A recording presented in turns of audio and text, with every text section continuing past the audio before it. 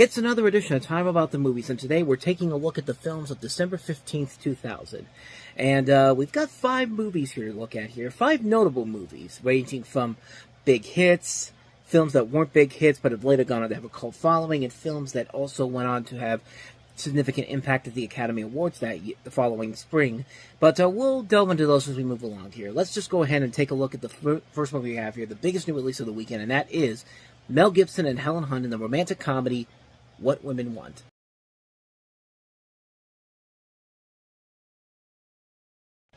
So Mel Gibson plays this advertising executive who's about as cocky as they come. But what happens when a chauvinistic guy, when he suddenly has the power to hear what women are thinking? He gets passed over for promotion, but after an accident enables him to have the ability to hear what women think. He puts his newfound talents to work against his new boss, played by Helen Hunt, who seems to be infatuated with him. And yeah, it's weird seeing Mel Gibson in a romantic comedy like this, but this is one of those movies I really do like. It's a movie that does not get the proper respect I think it really deserves, because it's a weird concept, especially with Mel Gibson at the helm of it, but it's a fun idea. Like, you have a lot of really good talent in here, not just with Mel Gibson and Helen Hunt, but Marissa Tomei, Alan Alda, you have Ashley Johnson in this, Mark Fierstein, Lauren Holly, Delta Burke, Loretta Devine, you see in the trailer there, Judy Greer, Sarah Paulson, Anna Gasteyer, Lisa Edelstein, Bette Midler, who's actually uncredited even though she's in the trailer for this, but this is a really good movie. I really like this one a lot. It's a very stupid comedy at times, but it's very lighthearted, and it does have a lot of funny moments, and you can believe in the chemistry of both Gibson and Helen Hunt. I think they're both very good in the film. It's a really good, enjoyable film. I really do like a lot of what they're trying to say in this movie, and it's funny that they remade this about 20 years later with What Men Want, with Taraji P. Henson. It was basically a gender reversal, with Taraji P. Henson being the one being able to hear what men think. And I like that one too. I think it's about as fun as this one here. Both movies are not really supposed to be this smart, endearing, concept here. They're both very fun movies, and I like them both in the very same way. Not a lot about those two films work all the way through as a great movie, but they're good, fun, romantic comedies. When I think of a good, fun, silly romantic comedy, I think of these two movies, the remake and also this film in particular. And it's nice to see Mel Gibson actually do something outside of his norm. It's weird, but he makes it work. I think it works very well for him. And, Nancy Meyers, a great director who did The Parent Trap before this, did the Father of the Bride movie, Something's Gotta Give, coming up after this. A lot of good movies she's made as a director, and this is one that I really like to watch a lot, mostly because of the cast and the fun performances overall. I really like this film a lot. I can't really recommend this one more. If you want to go into this really having a good time, What Women Want definitely is very much what it is. It's a fun movie, very good, very funny concept overall. Not a movie that's going to be like one of the best romantic comedies ever, but a good, fun, solid romantic comedy. I highly recommend it. What Women Want. So let's go ahead and move on to our next movie. Speaking of stupid comedies that should be not that great, but somehow become really funny movies, let's talk about Dude, Where's My Car?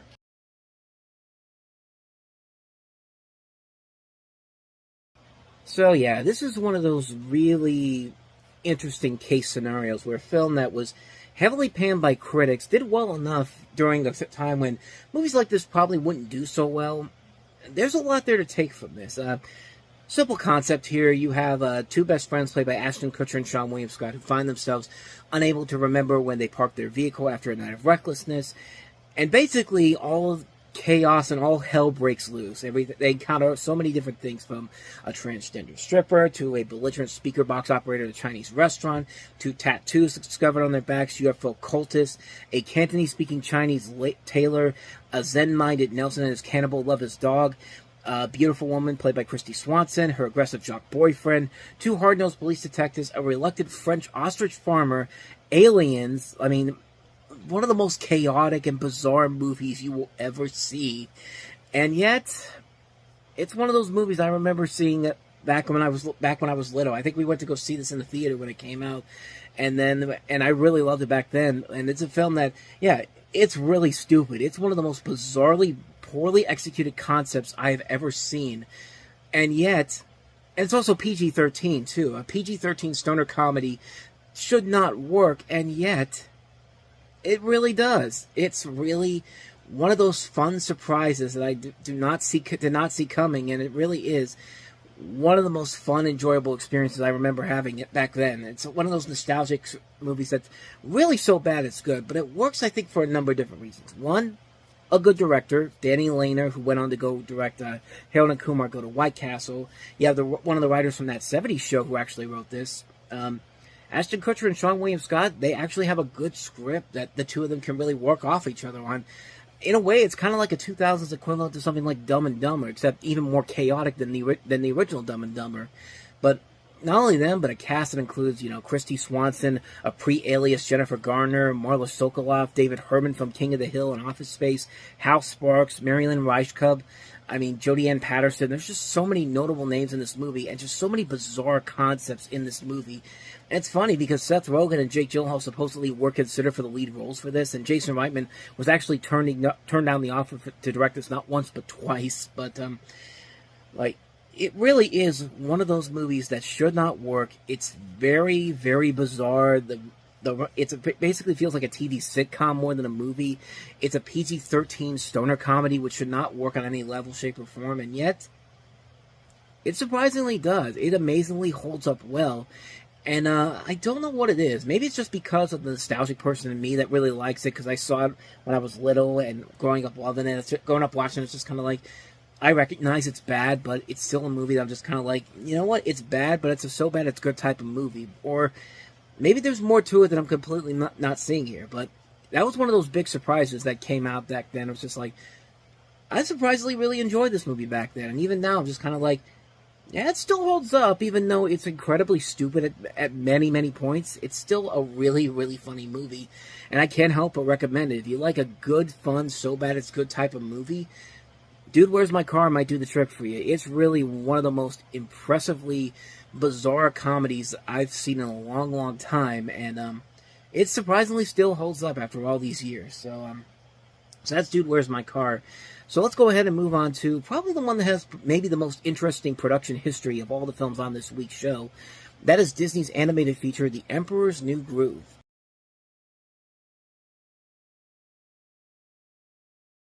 So The Emperor's New Groove is basically an animated feature, a comedy where you have this vain and cocky emperor named Kuzco, played by David Spade, who's a very busy man.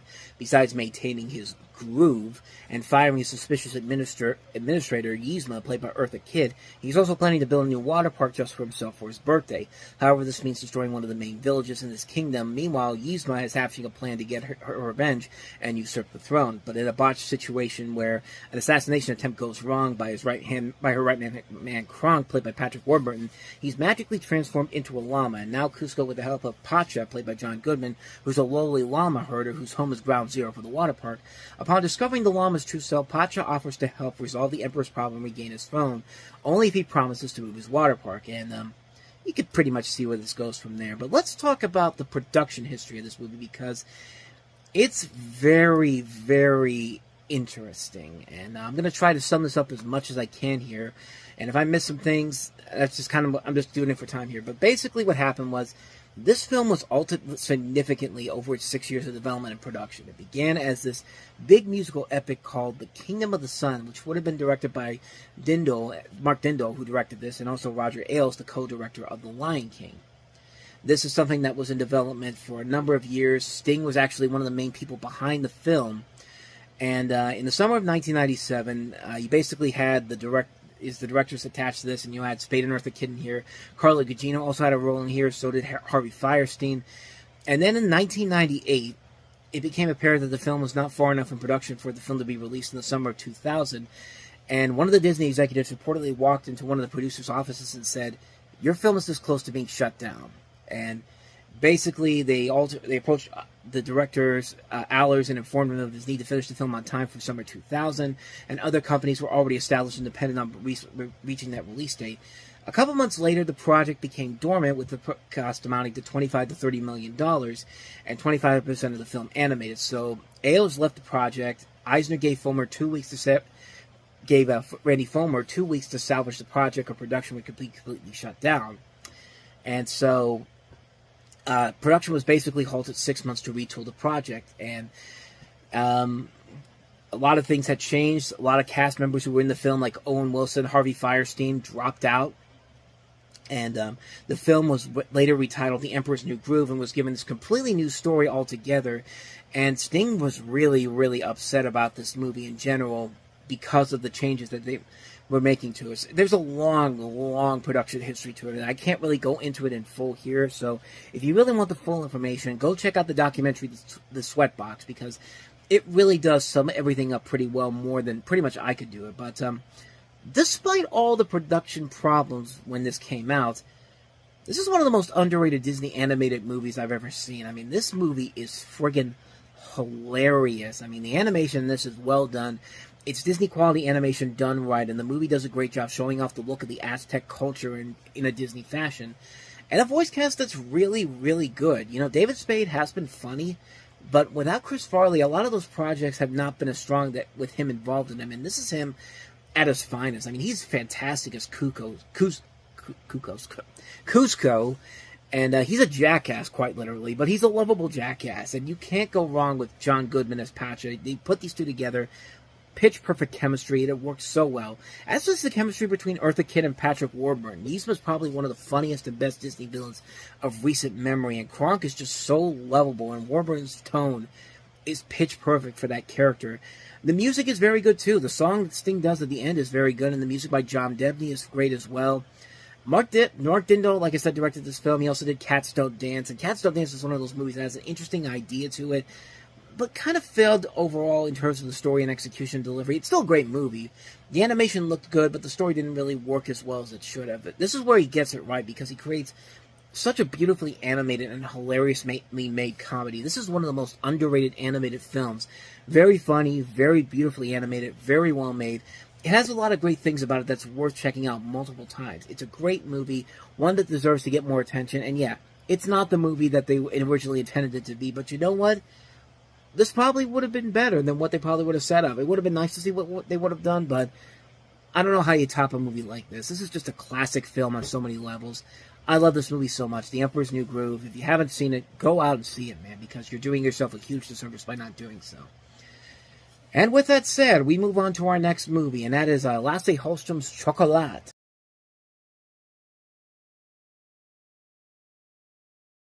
So in this film, you have the story of Vivienne Rocher, who's played by Juliette Binoche, who arrives in this fictional town, French village of Lansquenet-sur-Tans. I think I'm pronouncing that right, but if I'm not, I'm sorry. At the beginning of Lent with her 6-year-old daughter, she opens up a small chocolate area, and soon she and her chocolate influences the lives of the townspeople and the repressed French community in different and interesting ways. And it's been a while since I've seen this movie, but from what I remember from it, I thought it was pretty good. Juliette Binoche leads a great cast that includes Judi Dench, Alfred Molina, Lena Olin, Johnny Depp, Carrie-Anne Moss. Phenomenal cast. Lasse Hallström is one of those really great underrated directors that makes a lot of really good films. Definitely one of my personal favorites from him is Once Around. That's just a great underrated film with Richard Dreyfuss and Holly Hunter in it. That one you should definitely check out. But this is a really good film too. It's very visually pleasing to look at. It'll make you want chocolate a lot. The casting overall is top-notch. Like I said, it's been a while since I've seen this one, but from what I remember from it, I really did enjoy it. So, not much more I can say about this one. Chocolat, definitely worth checking out. With that said, on to the last movie, and that is Ed Harris's Pollock.